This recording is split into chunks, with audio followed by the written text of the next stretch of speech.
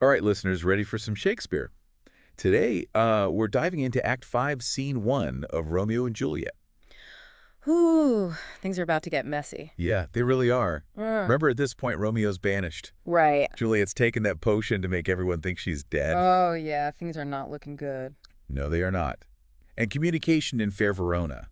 Is, Well, it's about as reliable as a carrier pigeon in a hurricane. That's a good one. So if you've got the scene as homework, or maybe you're prepping for a presentation, Yeah. or hey, maybe you just love a good Shakespearean tragedy, Always a good time. we're here to break it down. So our source material is the original text Act 5, Scene 1, Okay. and we're going to equip you to, dominate that class discussion. Absolutely. So let's jump right in.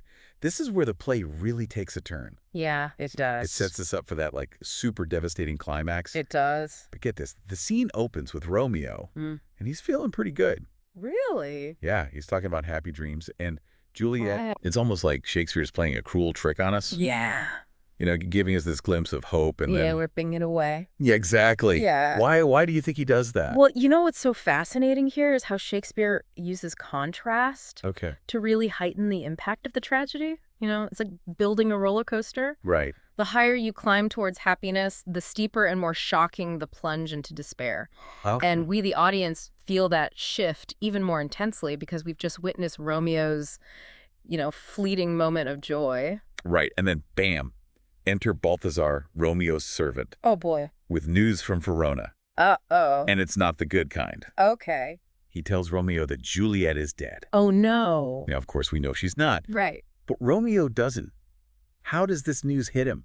What does it trigger? I mean, devastation, pure devastation. He cries out, "Then I defy you, stars." Ooh, that's a good line. Right. And that single line reveals so much about his state of mind. Yeah. He's refusing to accept fate. He's choosing to fight against the very forces that he believes are controlling his life. Mm. This really underscores, I think, one of the central tensions in the play. What's that? Fate versus free will. Oh, that's good. It's a question that has resonated with audiences for centuries, It's so true. And we're still grappling with it today. Absolutely. Mm. It's like Romeo suddenly grabs the steering wheel, He does. even though he might be driving straight towards a cliff. Yeah. It's like he's saying, I'll write my own ending, Right. even if it's a tragic one. Exactly. And that choice leads him straight to the apothecary. Okay. So let's talk about that scene.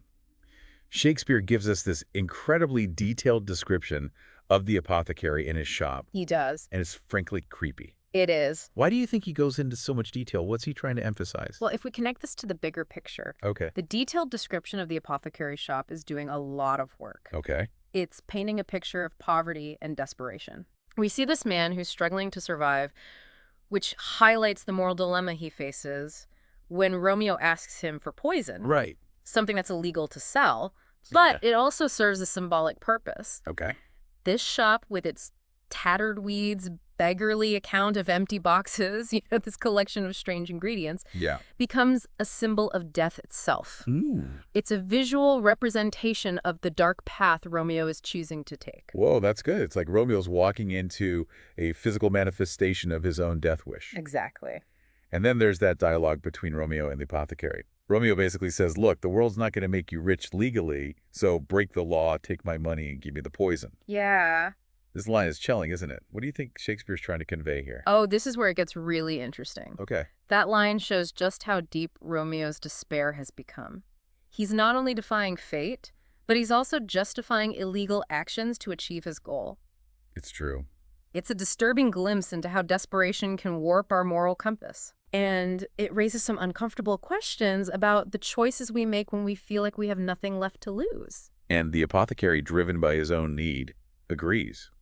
He knows it's wrong, but he's also caught in this web of circumstance. Right, yeah. It's a powerful reminder that even seemingly small choices, they can have devastating consequences for ourselves and for others. Right. And let's not forget, in Shakespeare's time selling poison, Oh, yeah? that was a serious crime, punishable by death. Wow. So the apothecary is risking everything for a quick payout. He is. He's caught between a rock and a hard place. Right. And Romeo knows it. Mm-hmm. It's like he's exploiting the apothecary's desperation. Yeah, he is. Now, before Romeo leaves with the poison, Hi. he refers to it as a cordial. Uh-huh. which of course is usually like a sweet restorative drink. Right. What's going on there? Oh, this is classic Shakespeare. Yeah. He uses language to highlight the tragic irony of the situation. Oh, okay. By calling the poison a cordial, Romeo's not only deceiving himself, but also foreshadowing the tragic outcome. Yeah. He's clinging to this belief that this poison will reunite him with Juliet, Right. that it's a solution, a cure for his pain. Right. But we, the audience, we know the truth. Yeah.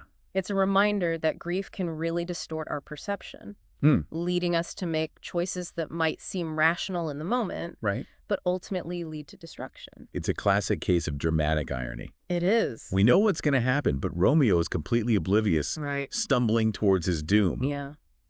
Speaking of doom, let's shift our focus to Balthasar for a second. Okay. He's also overlooked, He is.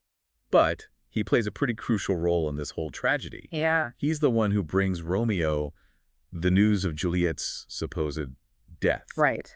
unknowingly setting this whole tragic chain of events in motion. Yes. What are your thoughts on Balthasar's role in all of this? Well, Balthasar is an interesting character because he's acting out of loyalty to Romeo, Right. but his actions have these devastating unintended consequences. Yeah. He doesn't know about the plan, so he rushes to Romeo with what he believes is terrible news. Right.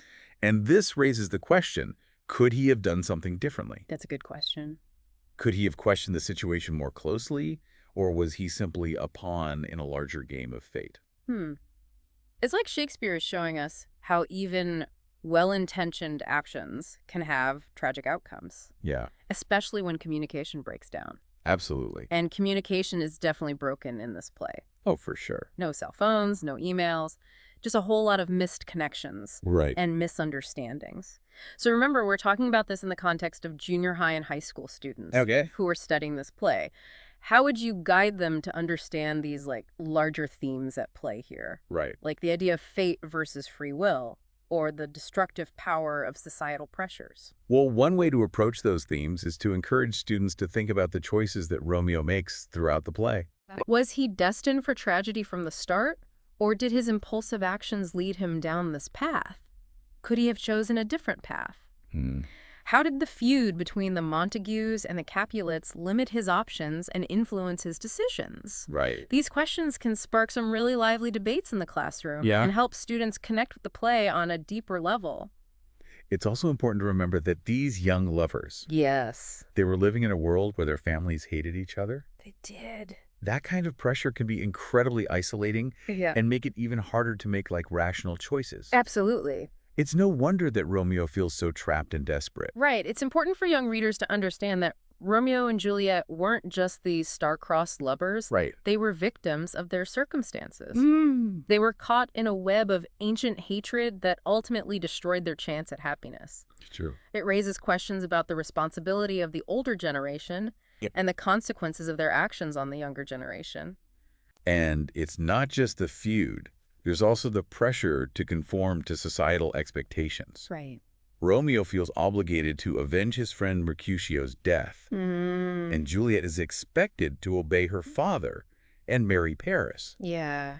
These societal pressures contribute to this whole tragic chain of events. Absolutely. These are all complex themes that I think resonate even today. Yeah. We may not have feuding families like the Montagues and the Capulets, Right. but we still experience societal pressures, expectations, and the consequences of impulsive actions. Right. These timeless themes are what make Shakespeare's work so enduring. Exactly. So as we move towards the end of the play, Okay. we're left with this haunting question. Could this tragedy have been avoided? Yeah. Could it have? It's almost like Shakespeare's holding up this mirror to human nature, Yeah. showing us how love and hate and everything in between can just collide Right. with these devastating results. It forces us to confront those uncomfortable truths, Yeah. about ourselves and the world around us. Could we have acted differently in a similar situation? How much control do we really have over our own destinies? That's deep. Right. These are the questions that linger long after the curtain falls. They do, right? It's easy to get caught up in the drama and the romance of it all.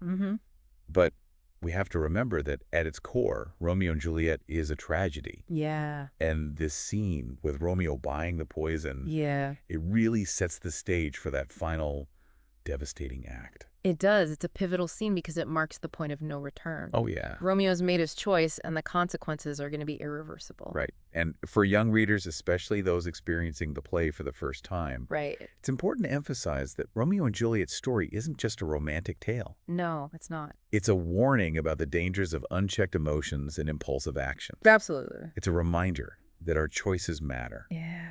That even in the heat of the moment, we need to at least try to consider the consequences of our actions. Yeah. It's a tough lesson, but it's an important one. It is.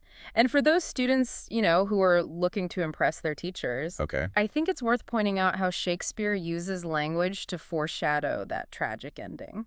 Oh, yeah. Good idea. We've talked about Romeo calling the poison a cordial, Right. but there are other little hints throughout the scene. Like what? Well, for example, when Romeo describes the apothecary as having a lean and hungry look, Okay. it's almost as if he's describing death himself. Whoa. Yeah. And these kinds of details, Yeah. they add layers of meaning to the play and make it even more compelling. It's those subtle touches that make Shakespeare such a master storyteller. Absolutely. He doesn't hit you over the head with the message. Right. He lets you discover it for yourself. Yeah. And that's what makes it so rewarding to reread and analyze his work. Exact. There's always something new to uncover. Right. And I think that's a great point to leave our listeners with. As you go deeper into Romeo and Juliet, keep your eyes open for those subtle hints, Okay. those layers of meaning. Don't be afraid to ask questions, challenge assumptions, and draw your own conclusions. That's good advice. That's how you really engage with the work of art. So true. Yeah. Well, that's a wrap on our deep dive into Act 5, Scene 1 of Romeo and Juliet. It was a good one. We hope this gives you plenty to think about and discuss, whether you're in the classroom or just curled up with a good book. Mm-hmm. Until next time, happy reading.